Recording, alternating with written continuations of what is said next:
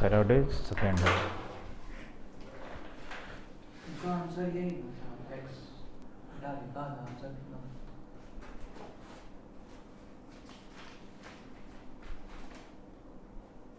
X tan inverse x बार 1/2 log t second.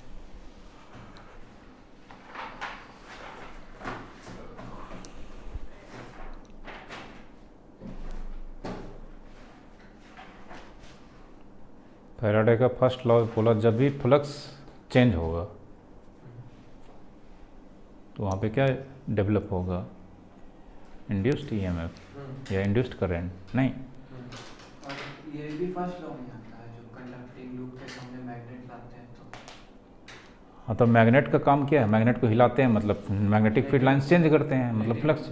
वो भी first law में आता हाँ वो सिर्फ एग्जाम्पल है, है। अच्छा एग्जांपल था। लॉ नहीं है, मतलब वो एग्जाम्पल है, तरह तरह का एग्जाम्पल हम दिए हैं, ठीक ना। कभी करंट फ्लो करेगा तो मैग्नेटिक फील्ड होता है, नहीं तो मैग्नेट आगे पीछे, मैग्नेट अपने आसपास भी मैग्नेटिक फील्ड होता है। दूसरा लॉ लिखो, लिखो this law states that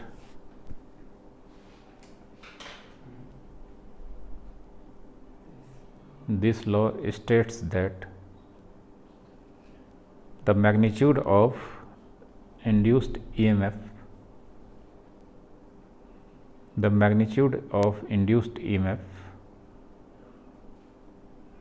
is equals to the rate of change of flux with time।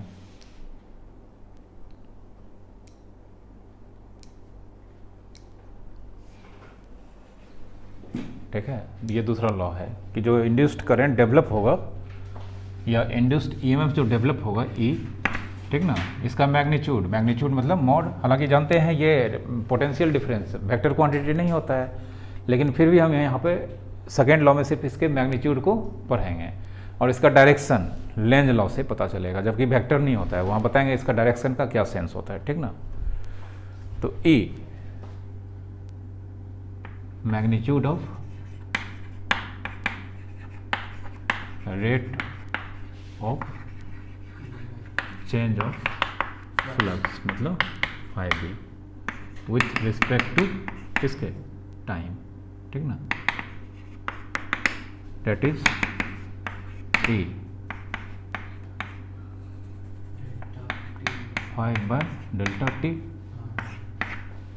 Magnitude है, माइनस आ सकता है तो मैग्नीट्यूड हमेशा क्या लिया जाता है, प्लस लिया जाता है, ठीक ना। और ये डेल्टा है तो यहाँ पर ये जो होगा ये एवरेज ईएमएफ, ठीक ना। ऑल्सो ई d/dt, ये d है, ये इंस्टेंटेनियस, ठीक ना। ये कैसा हो गया, d लगा दिए तो ये एवरेज हो गया, ये इंस्टेंटेनियस, ठीक ना। लिखो रेट दो तरह का होता है, एक एवरेज वाला होता है, एक इंस्टेंटेनियस होता है।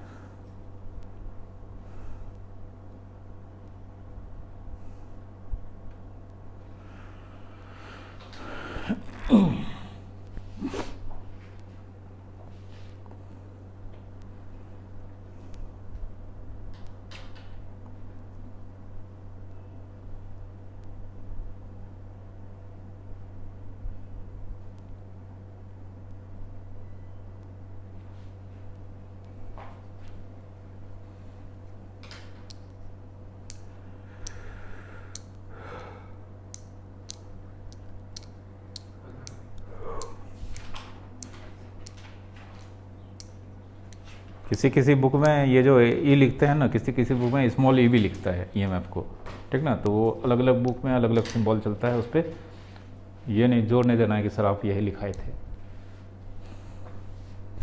जिस बुक में जो लिख देता है समझ जाना है ये ईएमएफ का वैल्यू है, इंड्यूस्ड ईएमएफ का, ठीक है।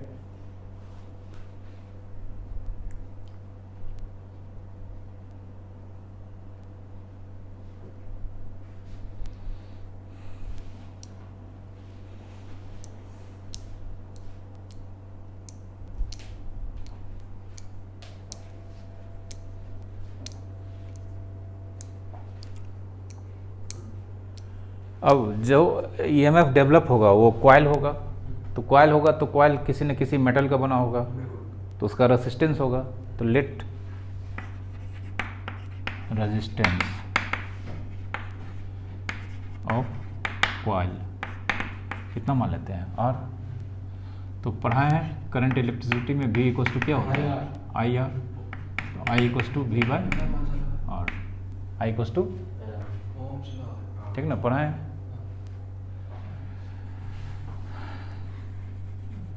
तो यहाँ V की जगह पे कौन रोल प्ले कर रहा है, EMF. I equal to V को हटा के क्या लिखेंगे, हाँ ठीक है, ईएमएफ। ठीक ना। यहाँ V चलेगा नहीं इस चैप्टर में, ये चलेगा, तो देर को आई, ठीक ना, E बाय कितना, R, मतलब आई E की जगह पे इंटू, 5B लिखेंगे ना।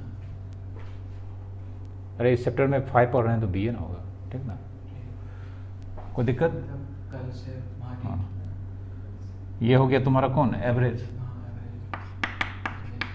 और फिर I equals to D five D T into R, नीचे है तो साइड में, क्योंकि आर रेसिस्टेंस हमेशा पॉजिटिव होता है, नेगेटिव तो होता नहीं है। ये कैसा, इंस्टेंटेनियस। सर रेसिस्टिविटी का यूज नहीं होगा सर, रो एल बाई का फॉर्मूला। रेसिस्टेंस चाहिए इसको, रेसिस्टिविटी का लिए, रेसिस्टिविटी से रेसिस्टेंस निकाल लो, हो गया।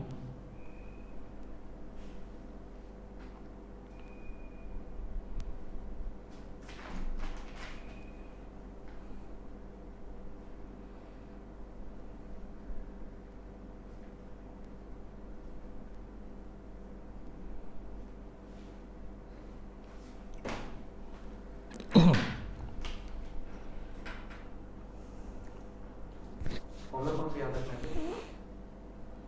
ये दोनों याद रखना है, मेनली वो याद रखना है ईएमएफ का।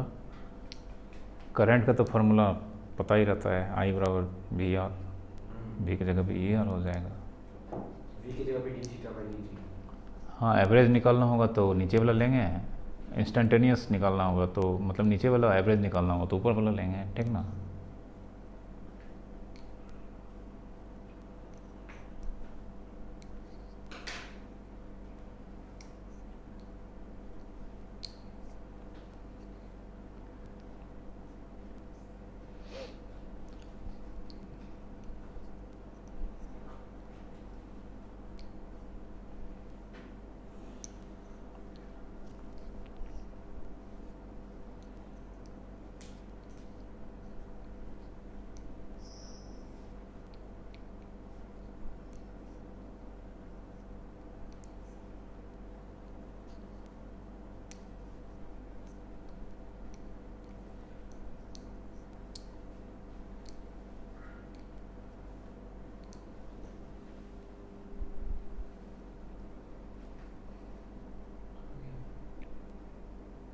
लिखा, इसको इसको इसको बॉक्स के अंदर ले दो सर, क्या बॉक्स, इसको बॉक्स के अंदर ले देते हैं, मेन फॉर्मूला। ये मेन फॉर्मूला है ना सर। नहीं ये सब मेन फार्मूला नहीं है, ये सब कॉन्सेप्ट है बस। मेन फार्मूला बस यही है, ये और ये, ठीक ना। एक क्वेश्चन देखो, एक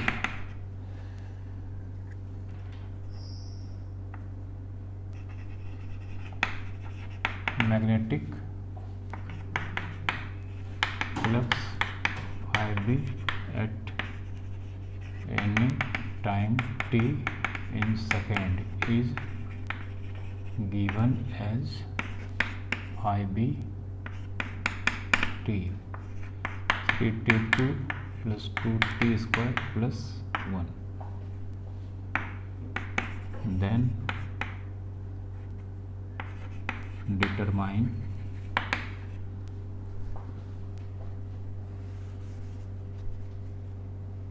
the EMF at t बराबर 1 सेकेंड, t बराबर 2 सेकेंड, ठीक है। ये क्वेश्चन लिखो।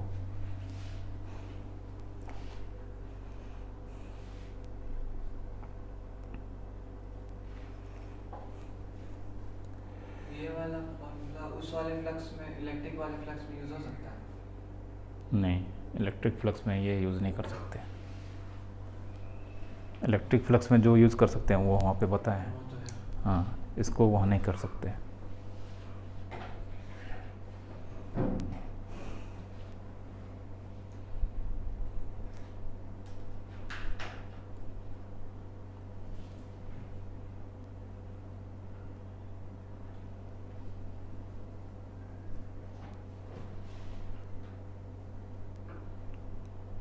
निकालना है EMF t equals to 1 second पे, मतलब कौन सा EMF निकालना है, एवरेज या instantaneous?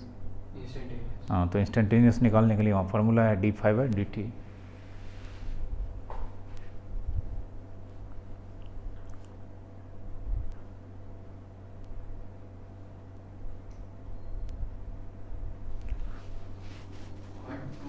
One and two second. हाँ, 1 सेकेंड पे निकालना है, 2 सेकेंड पर निकालना है, कितना EMF था।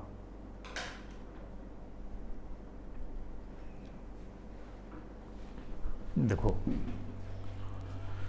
बहुत इजी है, हमको क्वेश्चन से पता चल गया कि ये इंस्टेंटेनियस EMF को रिप्रेजेंट कर रहा है, नहीं?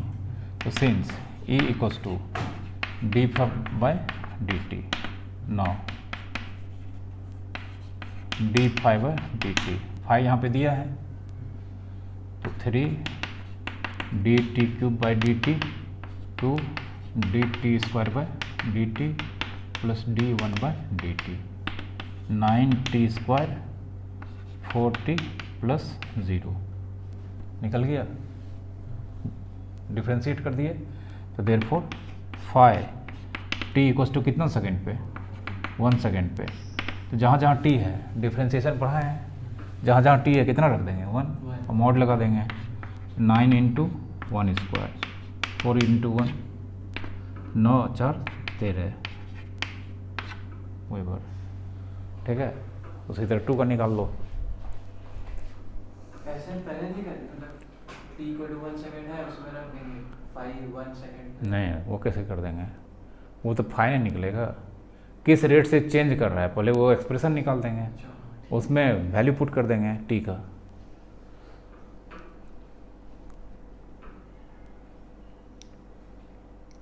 एक तरीके से वेक्टर का, इस वेक्टर में जो फॉर्मूला है ऐसे तो आ रहा है।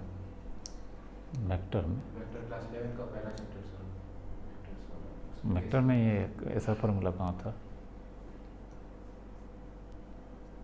इंस्टेंटेनियस में निकाल देता है ना पॉइंट इंस्टेंटेनियस। वेक्टर में था कि उसमें था मोशन इन 1 डायमेंशन में? वेक्टर में तुम क्या पढ़ लिया, वेक्टर में जो पढ़ना चाहिए तो वो तो पढ़े नहीं हो।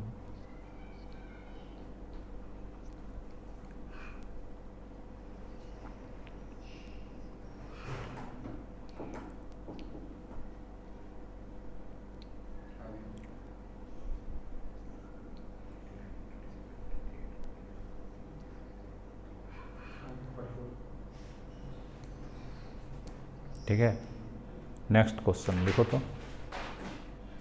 दो पे कितना आया है? 44 वेबर।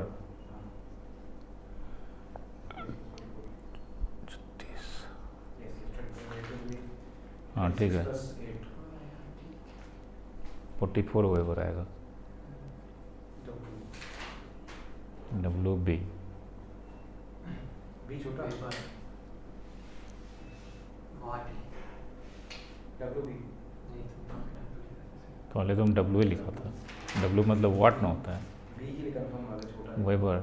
जो भी 2 लेटर का लिखा जाता है ना सिंपल, पहला लेटर अगर साइंटिस्ट के नेम से होता है तो पहला बड़ा होता है, दूसरा कैपिटल नहीं होता है, स्मॉल होता है। जैसे न्यूटन, लेकिन नाम लिखेंगे तो स्मॉल में लिखेंगे, हाँ कैपिटल नहीं लिखेंगे।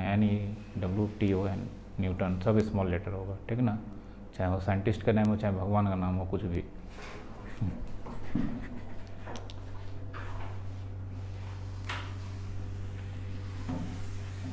एक और क्वेश्चन लिखो।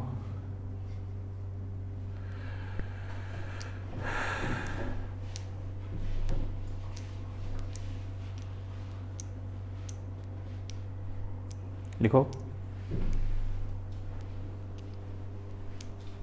the radius of a coil the radius of a coil is increasing at the rate of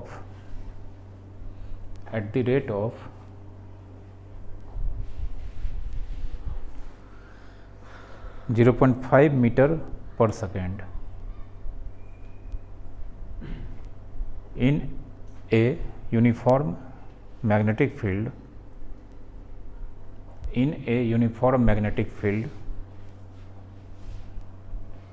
of 3 Tesla. Full stop. The coil is always kept normally. The coil is always kept normally to the direction of magnetic field. Full stop. Then determine how fast its EMF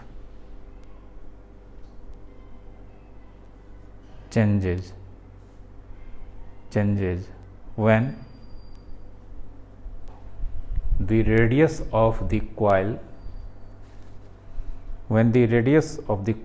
becomes 2 metre.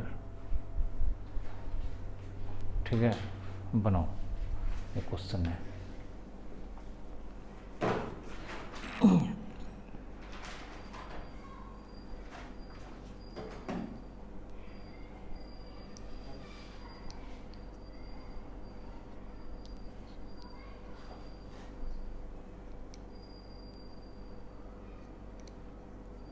Question समझ में आया है? पहले पढ़ो एक बार.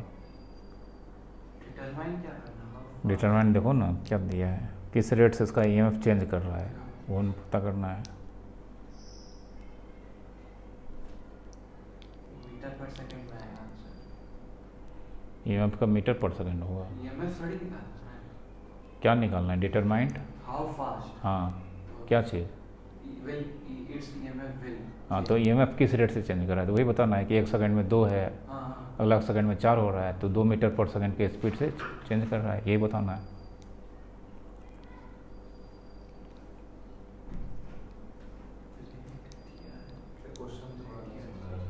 बोल रहा है कि यूनिफॉर्म मैग्नेटिक फील्ड है जिसका वैल्यू दिया है कितना टेस्ला, 3 टेस्ला.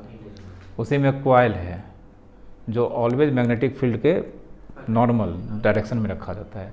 उसका रेडियस धीरे धीरे बढ़ रहा है, तो धीरे धीरे बढ़ रहा है. जिस रेट से बढ़ रहा है 0.5 मीटर पर सेकेंड, हर 1 सेकेंड के बाद उसका 0.5 मीटर रेडियस बढ़ जाता है. तो धीरे धीरे बढ़ते बढ़ते हो जाता है 2 मीटर. आगे भी बढ़ेगा, बढ़ते रहेगा, लेकिन हमको निकालना है कि जब बढ़ते बढ़ते उसका रेडियस पहुंच जाता है 2 मीटर पे. ठीक ना, तो पता करना है उस समय उसका ईएमएफ क्या था. ठीक है, तो एरिया बढ़ रहा है, फ्लक्स लाइन उसके अंदर जाएगा तो ईएमएफ डेवलप होगा. देखो यहाँ पे ये मान लो यही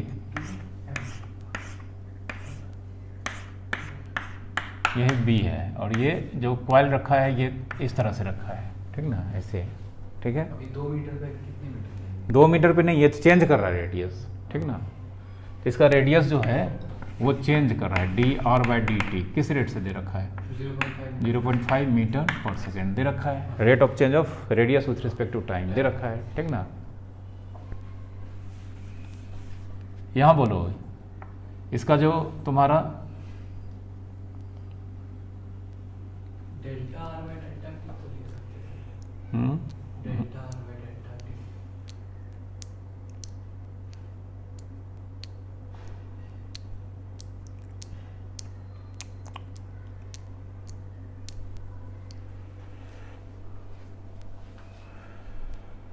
delta R by delta T नहीं लिख सकते हैं. जिस रेट से वो एवरेज रेट थोड़ा दिया है, जिस रेट से चेंज कर रहा है तो इंस्टेंटेनियस हो गया. ठीक ना,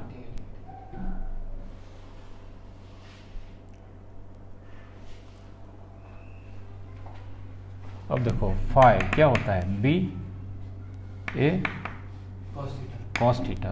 ठीक ना। तो थीटा यहाँ कितना डिग्री होगा, 0 डिग्री। अरे एरिया वेक्टर इसी डायरेक्शन में होगा, जिस डायरेक्शन में एरिया है उस डायरेक्शन में बी है, तो बी और ए के बीच का एंगल कितना, 0 डिग्री। तो बी ए कॉस 0, तो बी ए का value pi R square into 1। B दे रखा है कितना बोलो, 3 पाई आर स्क्वायर, ये 5b हो गया, ठीक ना, कोई दिक्कत। अब हमको ई बराबर D five by D T का मॉड नो D five by D T. तो डी फाइव यही है ना, इसमें ये कांस्टेंट है, 3 पाई बाहर T R square by D R into D R by D T लिखेंगे चेन रूल से। 3 पाई आर स्क्वायर का 2r D R by D T दे रखा है कितना, 0.5 इंटू 2 1 इंटू 3 पाई आर, ये D five by D T. तो हमको निकालना है ई जब आर इक्वस टू कितना मीटर, 2 मीटर। तो इसमें आर की जगह पे कितना पुट कर देंगे, 2, 3 पाई इंटू 2 6 पाई वेबर। आंसर समझे।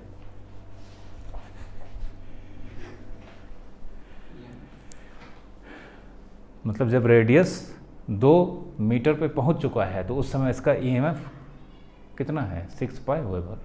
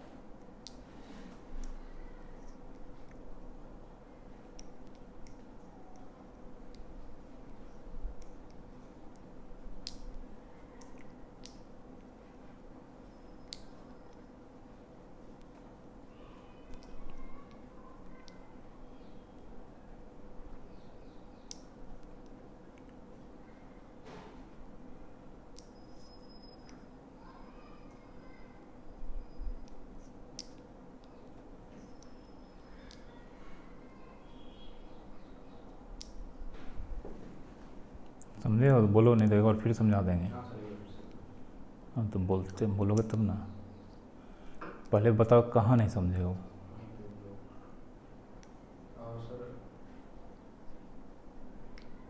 कहाँ नहीं समझे हो वहाँ से बताएंगे।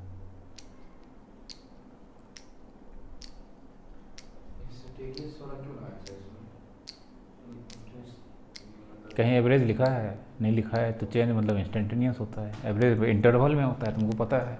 देखिए इंटरवल में होता है, लेकिन ये लोग बोल रहे हैं कि 2 मीटर पे जाके एक इंटरवल तो जब उसका रेट 2 मीटर पे जाके शुरू में कहाँ दिया है, 0 से 2 दिया है, 1 से 2 नहीं दिया है। जब उसका रेडियस पहुँच जाता है बढ़ के कहाँ पर, 2 मीटर पे, तो उसका ईएमएफ क्या है, तो उसका ईएमएफ मतलब 2 मीटर पे क्या है, 2 मीटर पे क्या है मतलब उसी समय क्या है, तो उसी समय को क्या बोलते हैं, एवरेज या इंस्टेंट। फिर क्लियर है, इंस्टेंटेनियस। हाँ वो तो निकाल, हमको फ्लक्स चाहिए था ना, फ्लक्स निकाल दिए। फ्लक्स का यूज़ कहाँ किया, D five by D T में नहीं किए हैं, डिफ्रेंसिएशन लगा है अच्छा से एकदम चेन रूल के साथ।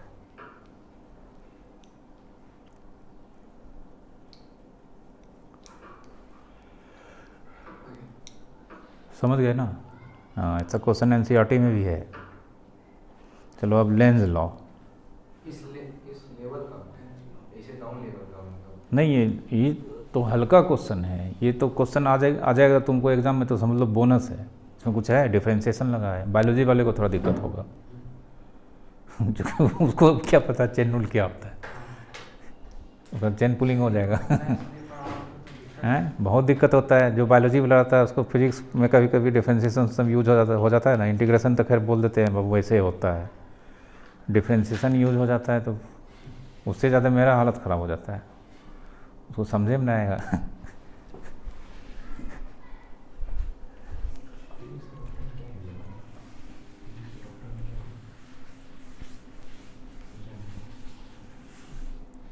तो स्कूल में पढ़ाते थे खाली लड़कियाँ थी, उसमें 90% लड़की बायोलॉजी ली थी। संयोग से क्या हुआ, हमको फिजिक्स पढ़ाने भेज दिया। अब हम फिजिक्स पढ़ाते हैं थोड़ा मैथमेटिकल स्टाइल में, सब जगह मैथे लगा रहे थे, उसमें भी कैलकुलस, सबका दिमाग खराब। पूछते थे समझ में आ रहा है तो नहीं सर, बोले तो इसका एक ही उपाय, पहले डिफ्रेंशिएशन पढ़ाएंगे। डिफ्रेंशिएशन पढ़ा दिए, सब थ्योरेटिकल मीनिंग उनिंग सब बता दिए। तो सर ये तो बहुत हल्का है। इसके बाद अब रेट निकालना है, डिफ्रेंशिएट कर दिए। पहले क्या क्या करके कैसे कैसे निकालती थी।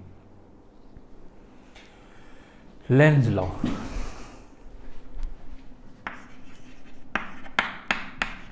लिखो लेंज लॉ, ये डायरेक्शन के लिए है, ठीक ना। जो करंट फ्लो करेगा उसका डायरेक्शन क्या होगा, या जो पोटेंशियल डिफरेंस डेवलप होगा उसका डायरेक्शन क्या होगा, किधर हाइयर होगा किधर लोअर होगा, ठीक ना। इसका डेफिनेशन पूछा जाता होगा एग्जाम में, डेफिनेशन लेंज लॉ का एप्लीकेशन पे क्वेश्चन पूछता है, ठीक ना। डेफिनेशन नहीं पूछता है, डेफिनेशन तो एकदम हल्का रहता है। Lenz law,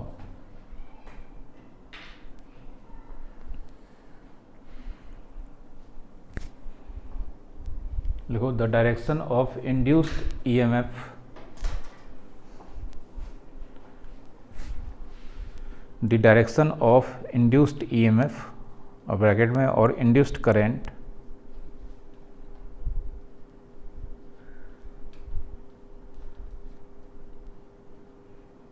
induced current in a loop, in a coil, loop नहीं, in a coil is defined so as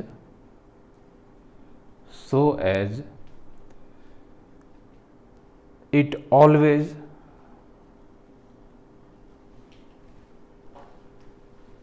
oppose the actual cause, it always oppose the actual cause of the induced EMF, of the induced EMF, ठीक है। कुछ समझ में आया, कुछ नहीं समझ में आया होगा, ठीक ना। ये बोलता है कि अगर किसी कॉइल में, ठीक ना, अगर किसी कॉइल में जो इंड्यूस्ड ईएमएफ या करंट डेवलप होता है, कब, जब फ्लक्स चेंज करता है तो उसका एक डायरेक्शन होगा करंट का। तो उसका डायरेक्शन जो होता है वो इस तरह से डिफाइंड है कि जो एक्चुअल काउज है किस चीज़ का, ईएमएफ का या करंट का, ठीक ना। तो इस तरह से उसका डायरेक्शन लेना है कि वो एक्चुअल काउज का वो अपोज करता हो, ठीक ना। हाँ, थोड़ा एग्जांपल देंगे तब समझ में आएगा, ऐसे नहीं आएगा, ठीक ना। देखो अभी तो समझ में तुरंत आ जाएगा, बहुत खतरनाक क्वेश्चन होता है इसका। एग्जाम्पल देखोगे, ध्यान से देखोगे, ठीक ना, नहीं तो इसका क्वेश्चन बहुत टेढ़ा मेरा होता है, ठीक ना। जैसे मान लो यहाँ पे ये मैग्नेटिक फील्ड है, ये मैग्नेटिक फील्ड है, ठीक ना। यह मैग्नेटिक फील्ड पता चल गया किधर है, इनवर्ड है, इसी में एक कॉइल है और ये मैग्नेटिक फील्ड मान लेते हैं इंक्रीज कर रहा है, बी इंक्रीजेज, इंक्रीजेज मतलब चेंज कर रहा है। तो मैग्नेटिक फील्ड इंक्रीज करेगा मतलब फ्लक्स चेंज करेगा, तो इसमें देखने को मिलेगा इंड्यूस्ड ईएमएफ या करंट देखने को मिलेगा, ठीक ना। कंफर्म हो गया, ये पढ़ा हुआ है ऑलरेडी। अगर मैग्नेटिक फील्ड चेंज कर रहा है, ठीक ना, या एरिया वेक्टर चेंज कर रहा है या एंगल चेंज कर रहा है, तीनों में से कोई भी चेंज कर रहा है या तीनों चेंज कर रहा है, तो इसमें हमको करंट देखने को मिलेगा। तो अब इस वायर में करंट फ्लो करेगा, तो ये तो सामने से दिख रहा है गोल, तो करंट या तो इसमें क्लॉक या एंटी क्लॉकवाइज, तो कैसे फ्लो करेगा बोलो। अब जो इसमें करंट का डायरेक्शन हमको देना, डायरेक्शन नहीं देना है, तब इस वायर में करंट जो फ्लो करेगा उसका डायरेक्शन जो अभी लेंज लॉ बताए हैं इसी से तय होगा, वो सब काम नहीं करेगा, ठीक ना, वो छोड़ो ना वो नहीं होगा ना, अभी बता रहे हैं, ठीक ना। तो अब सबसे पहले ढूंढना है कि कारण कौन है यहाँ पे, तो कारण देखो कॉज, पूरा एनालिसिस करेंगे, ठीक ना।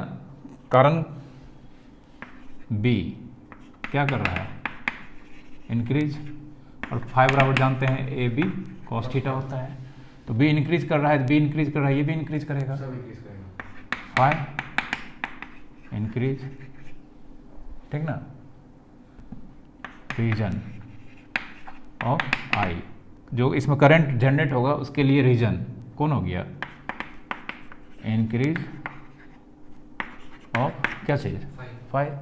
मेन कारण तो फ्लक्स ही है ना, तो यहाँ पे फ्लक्स मेन कारण हो गया, लेकिन फ्लक्स का किस कौन सा कारण, इंक्रीज करना या डिक्रीज करना, डिक्रीज करना, ठीक ना, ये मेन कर सॉरी इंक्रीज करना मेन कारण हो गया। सबसे पहले ढूंढना है जो करंट जनरेट हो रहा है कॉइल में उसका मेन काउज कौन है, मेन काउज, ठीक ना, तो मेन काउज हमको पता चल गया, ठीक ना। अब हमको इसमें इस तरह से करंट दौड़ाना है कि ये इसका अपोज करता हो, इसका अपोज करता मतलब हमको इस तरह से करंट यहाँ पे दौड़ाना है ताकि वो लगे कि यहाँ पे फाई इंक्रीज नहीं कर रहा है, डिक्रीज कर रहा है, ठीक ना। तो देखो अब हम लोग फाई के ऊपर काम करेंगे, अलग अलग कंडीशन में, बहुत कंडीशन है, अभी धीरे धीरे समझ में आएगा। इस क्वेश्चन में देखो ना, पहले एक के बार में सब चीज़ नहीं समझ पाओगे, ठीक ना। तो इस क्वेश्चन में अब हमको पता चल गया कि अब हमको इसमें इस तरह का करंट का डायरेक्शन देना है ताकि ये डायरेक्शन इसका क्या करता हो, अपोज करता हो। अगर मान लो फाई इंक्रीज कर रहा है तो उसका अपोज करना क्या हो गया, फाई डिक्रीज करना पड़ेगा। देखो एक नया डायग्राम बनाते हैं,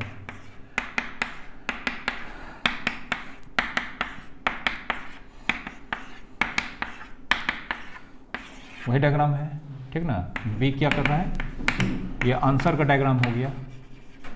बी क्या कर रहा है, इंक्रीज कर रहा है, ठीक है।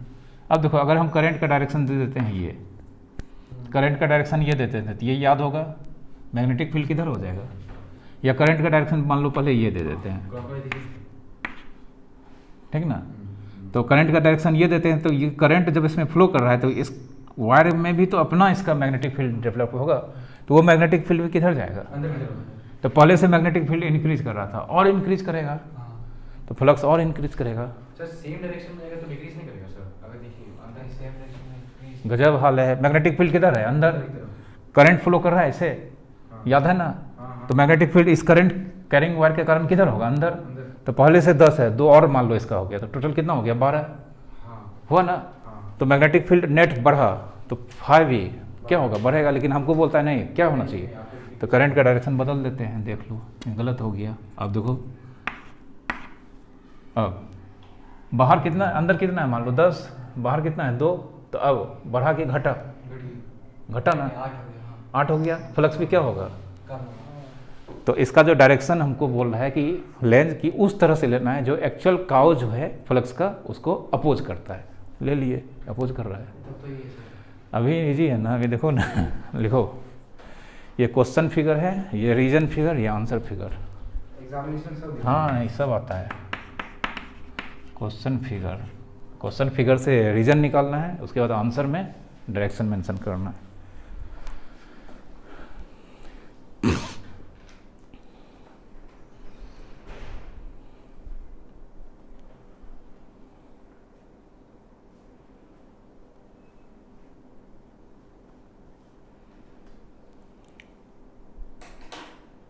बी इंक्रीज के सवाल में दिया हुआ है सर।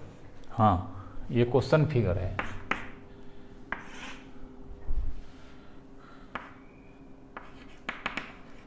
डायरेक्शन ऑफ आई, ये कौन सा डायरेक्शन हो गया, anticlockwise, A C W anti clockwise.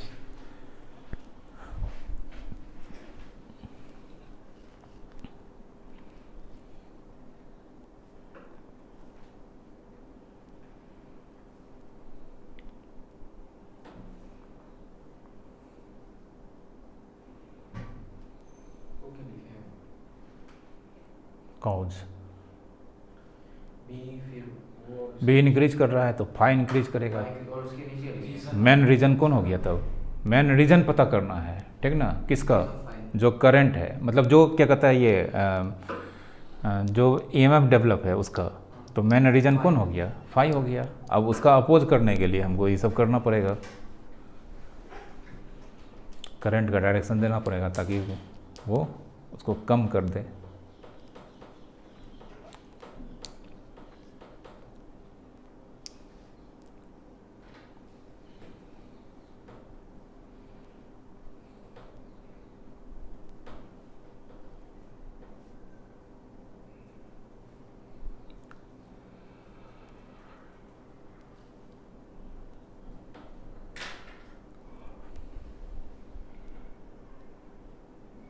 बनाया, तीनों डायग्राम बना लिया, समझ में आ गया है ना? दूसरा क्वेश्चन देते हैं, देखो।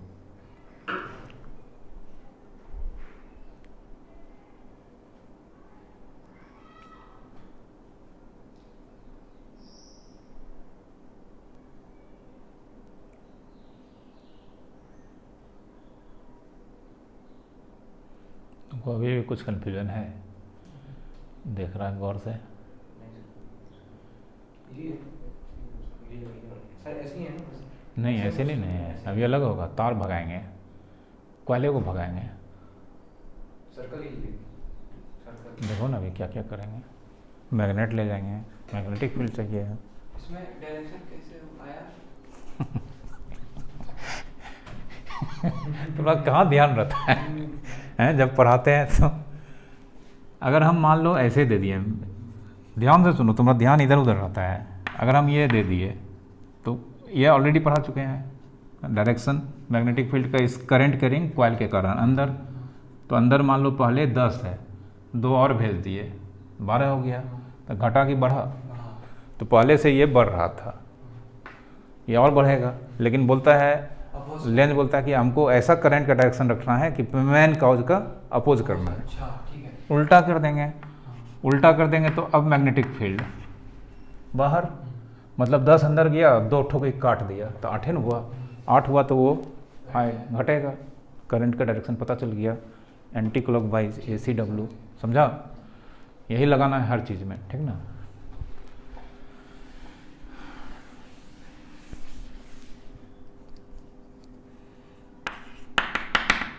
क्वेश्चन फिगर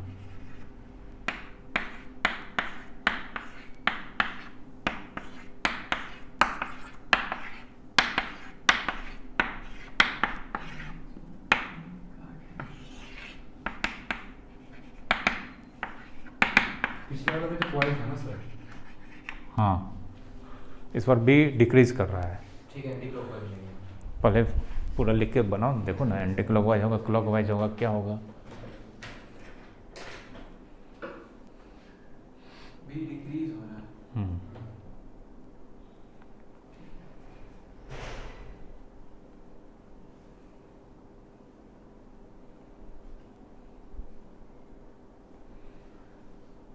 पहले उसी तरह से बना लॉजिक, मेन काउज खोजो, फिर उस काउज को मारना है।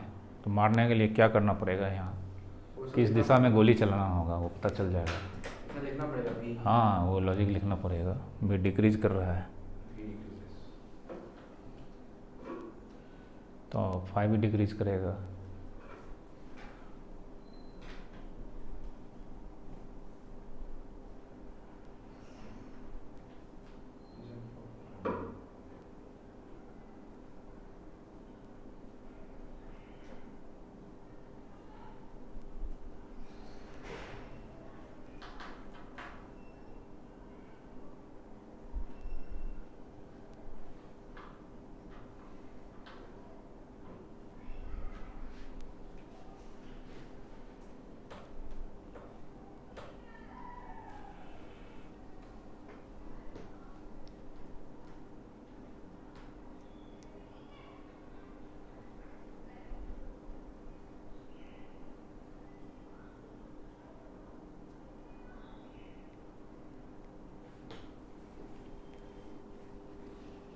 बाहर की तरफ लिखना पड़ेगा, बाहर की तरफ। और करंट कैसे फ्लो करेगा? क्लॉक की एंटी क्लॉक? एक मिनट।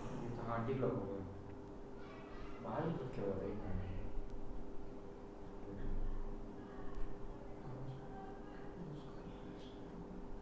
सर एंटी हो जाता है सर बाहर तो क्या होता है सर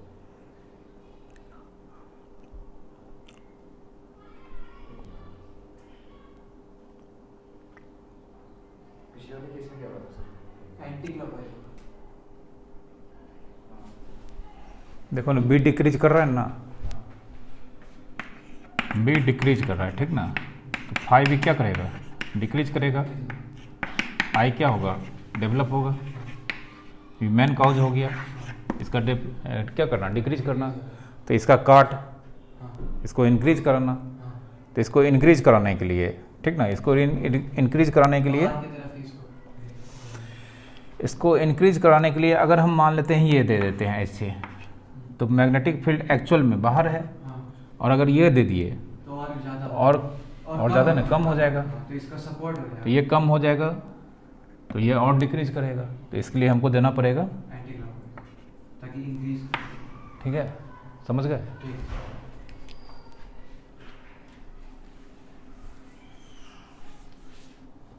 थोड़ा सा कंफ्यूजिंग है।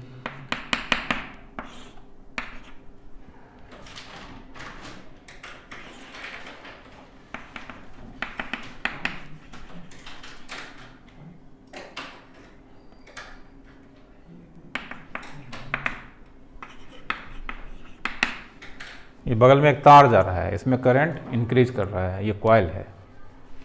बनाओ, करंट हाँ एक बार करंट दे दिए। इनसाइड आउटसाइड वाट सर सब कुछ क्या इनसाइड आउटसाइड, सर जैसे मैग्नेटिक फील्ड का पूछा है। मैग्नेटिक फील्ड नहीं दिए, इस बार बदल दिए। तार के बगल, ये कॉइल के बगल से एक वायर है, उसमें करंट जा रहा है, करंट चेंज कर रहा है, इंक्रीज कर रहा है।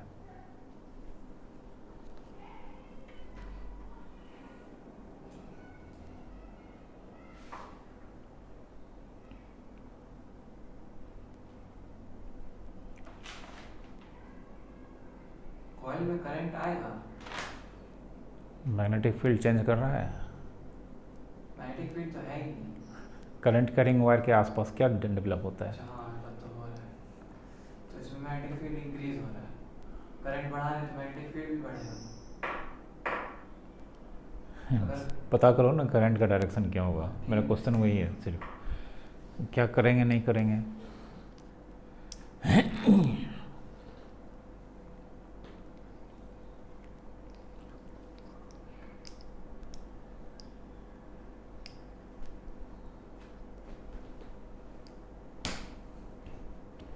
लेंज लॉ का बहुत क्वेश्चन है बुक में भी, इसी तरह सबका क्वेश्चन है। फाइंड करना है सर इसमें करंट कॉइल में किस डायरेक्शन में फ्लो करेगा, क्लॉक या एंटी क्लॉक।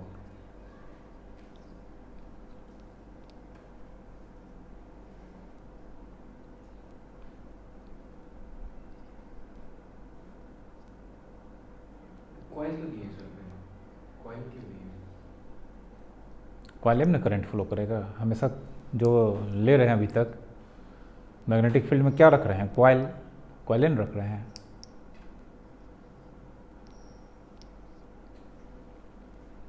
इधर से ऊपर जाएगा ऊपर से तो उसमें करंट जा ही रहा है बगल वाले तार में। देखो यहाँ पे, हो गया, समझ गए। यहाँ देखो, कुछ नहीं समझा तुम समझ गए। याद है ये, क्लॉकवाइज हो जाएगा। अभी देखो पता चलेगा। अरे नहीं क्लॉकवाइज। एक मिनट, हेलो हेलो, हाँ आ रहे हैं, देखते हैं, आ रहे हैं।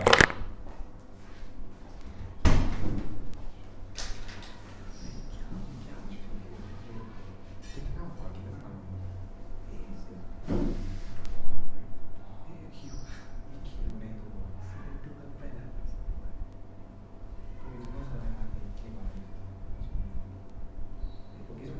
एक बार हो चुका था, जब उससे थोड़ा थोड़ा हो जाता, छोड़ दिया,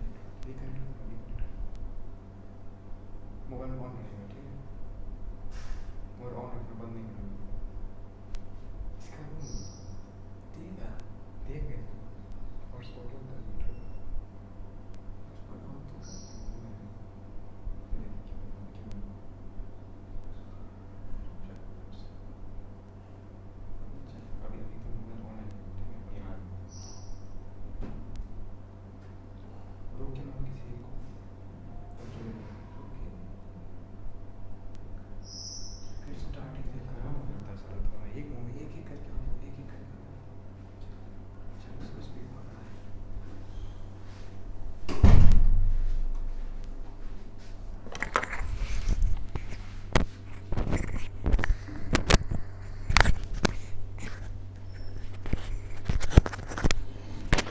देखो पढ़ाए होंगे, ये करंट कैरिंग वायर से एक पॉइंट दूर B बराबर mu not by 4 two I by ए।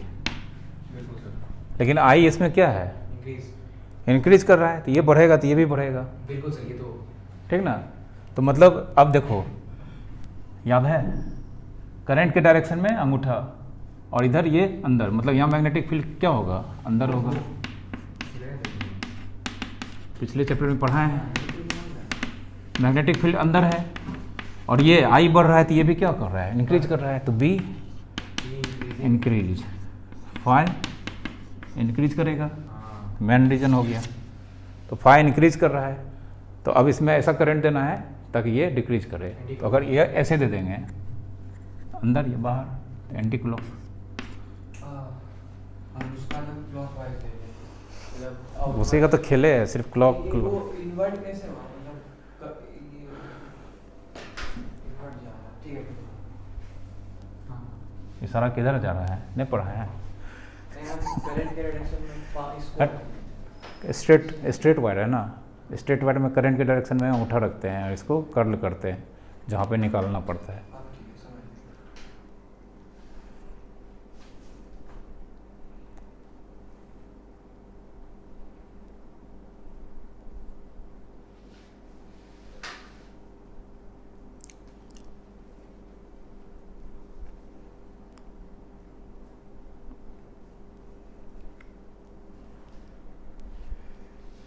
समझा। B in increases, phi in increases main reason हो गया। अब उसमें करंट, एग्जाम में ये फॉर्मूला लिखना पड़ेगा ना सर। एग्जाम में फार्मूला लिख दोगे, फार्मूला पढ़ाया हुआ है। ये सब ऑब्जेक्टिव आएगा। ऑब्जेक्टिव एक्सप्लेन करके तरह तरह का क्वेश्चन आता है, अभी तो सिर्फ बता रहे हैं डायरेक्शन।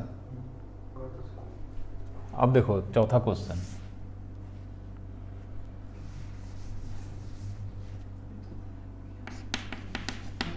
इस बार जो करंट कैरिंग वायर है इसमें आई क्या है, फिक्स्ड है, ये कॉइल है और ये इधर मूव कर रहा है इस डायरेक्शन में। कॉइल है। हाँ, कॉइल उधर जा रहा है, दूर जा रहा ठीक है। है, डिक्रीज हो रहा है, हैं? मैग्नेटिक फील्ड डिक्रीज होते जा रहा है। अब जो हो रहा है उसमें करंट का डायरेक्शन पता करो, ठीक ना।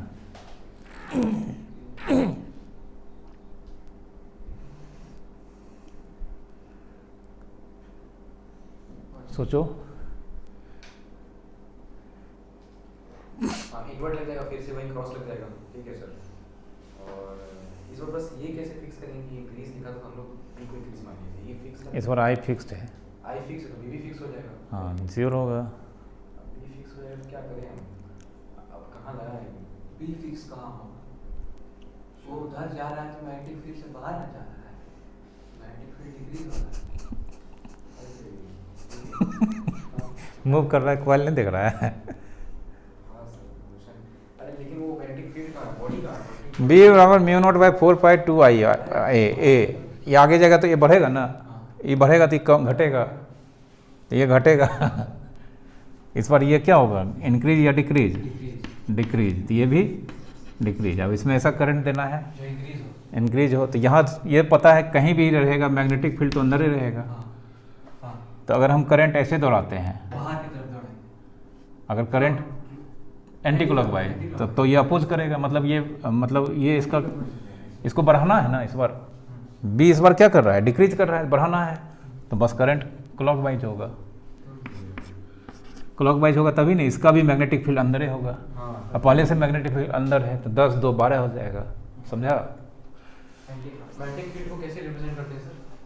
मैग्नेटिक फील्ड को डॉट या क्रॉस से रिप्रेजेंट करते हैं, और कैसे करते हैं। सवाल नहीं पूछते सर कि इसको कैसे, किसको इंक्रीज किया जाए, अपोज द फीलिंग ऑफ जो मेन रीजन है, करंट हमको इस तरह से दौड़ाना है कॉइल में कि उसका वो अपोज करता हो, मगर घट रहा है तो बढ़ाना है, बढ़ रहा है तो घटाना है।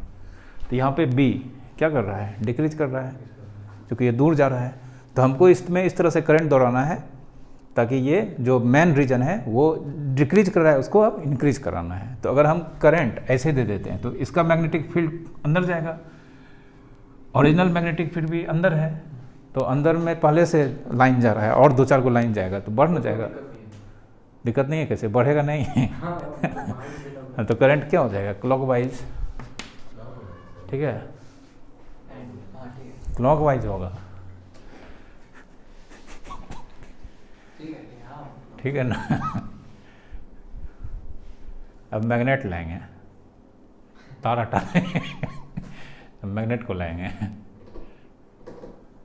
है मैग्नेट में तो तार और मैग्नेट में क्या अंतर है?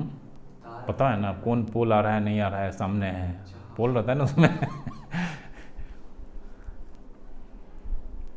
यहाँ तक समझ गया हो ना।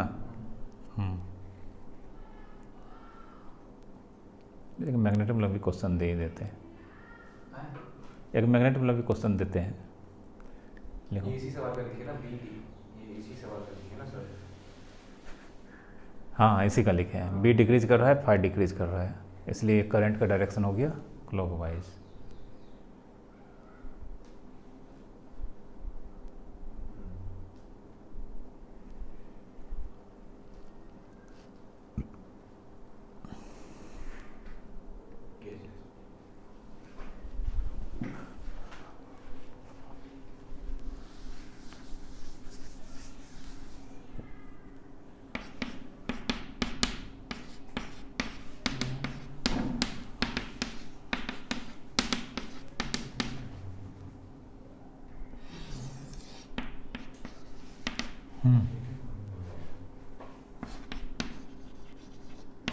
ये कॉइल है, मूव कर रहा है इधर, सर कॉइल ही यहाँ वाले मैग्नेट ले लेंगे ना अभी, चलो नहीं कॉइले हैं ये क्वेश्चन। इसमें लीजिए, बताइए सर। इधर मैग्नेटिक फील्ड इतने दूर तक है, इधर नहीं है, उधर पूरा यहाँ तक है। आप कुछ तो बताइए सर कि कुछ डिक्रीज हो रहा है, इंक्रीज हो रहा है। पहले तो डिग्री कुछ नहीं है, बस इस बार मैग्नेटिक फील्ड यहाँ पे जो है फिक्स है, सिर्फ ये कॉइल उधर जा रहा है। इधर है कम है, इधर बढ़ेगा फिर घट जाएगा। सर आपने हर सवाल में आई के बारे में डिटेल बताया था या तो बी के बारे में डिटेल बताया था, लेकिन इस सवाल में वैसे सवाल में दे रहे हैं यहाँ पर बी क्या है, फिक्स्ड है, बस हो गया, अब इतना ही है, एंटी क्लॉकवाइज पता चल जाएगा। देखो कैसे ही देखो ना, बताते हैं, यहाँ पे है तो इसके पास अभी इसके अंदर से कितना लाइन जा रहा है, एक, एक आगे भरेगा तो और लाइन इसके अंदर से जाएगा, तो लाइन जाएगा मतलब मैग्नेटिक फील्ड लाइंस क्या हो रहा है, बढ़ रहा है, तो फ्लक्स भी क्या होगा, बढ़ेगा, समझा। समझा, ये इधर जाएगा तो इसके अंदर अभी खाली है, मैग्नेटिक फील्ड लाइंस है ये नहीं है, एक ठो है, और आगे बढ़ेगा उधर जा रहा है तो इसके अंदर से मैग्नेटिक फील्ड लाइंस का नंबर बढ़ेगा ना, तो मैग्नेटिक फील्ड लाइंस का लाइन बढ़ेगा तो F5 भी क्या होगा, इंक्रीज, इंक्रीज।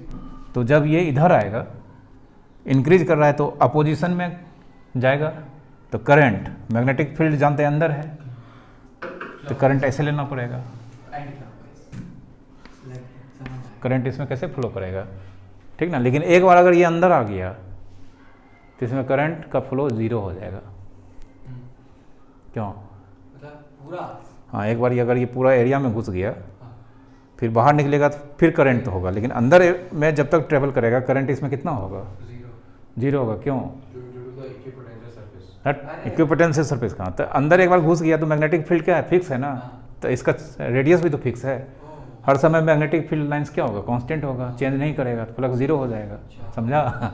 मतलब अंदर जाने के क्रम में इसके पास इंड्यूस्ड ईएमएफ नहीं होगा उसमें। नहीं, करंट नहीं होगा, करंट की बात कर रहे हैं, हाँ अंदर जब घुसना चाहेगा उस समय इसके पास करंट होगा, जब बाहर निकलने का बारी आएगा तब करंट होगा, और अंदर में ट्रेवल करेगा इसके पास करंट नहीं होगा, देख रहे हो ना, कोई दिक्कत। और बाहर निकलेगा तो करंट का डायरेक्शन चेंज कर जाएगा। ठीक है, रहने दो, मैग्नेट वाला कल बताएंगे। वैसे लिखना लिख लो, तुमने लिखता है रे।